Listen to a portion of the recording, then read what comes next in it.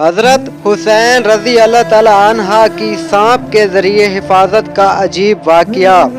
حضرت سلمان رضی اللہ تعالی عنہ فرماتے ہیں کہ ہم لوگ حضور صلی اللہ علیہ وسلم کے ارد گرد بیٹھے ہوئے تھے کہ اتنے میں حضرت امیان رضی اللہ تعالی عنہ آئے اور انہوں نے کہا، یا رسول اللہ، حسن اور حسین رضی اللہ تعالی عنہ کو کم ہو گئے ہیں۔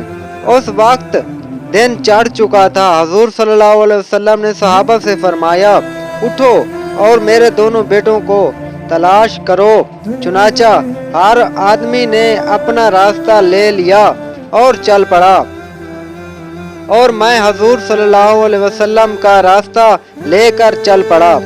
حضور صلی اللہ علیہ وسلم چلتے رہے، یہاں تک کہ ایک پہاڑ کے دامن میں پہنچ گئے تو دیکھا کہ حضرت حسن اور حضرت حسین رضی اللہ تعالی عنہ ایک دوسرے سے چٹے ہوئے کھڑے ہیں، اور پاس ہی ایک کالا ناگ اپنی دم پر کھڑا ہے جس کے منہ سے آگ کی چنگاریاں نکل رہی ہیں۔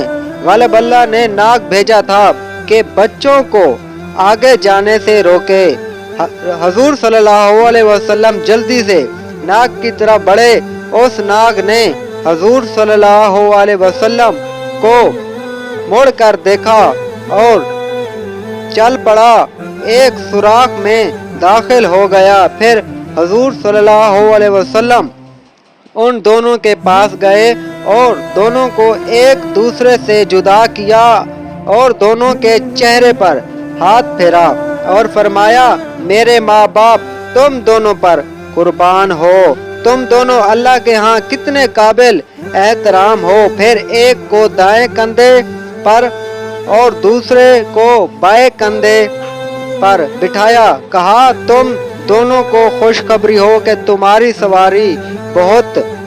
حضور صلی اللہ علیہ وسلم نے فرمایا، یہ دونوں بہت عمدہ سوار ہیں اور ان کے والدین دونوں سے بہتر ہیں۔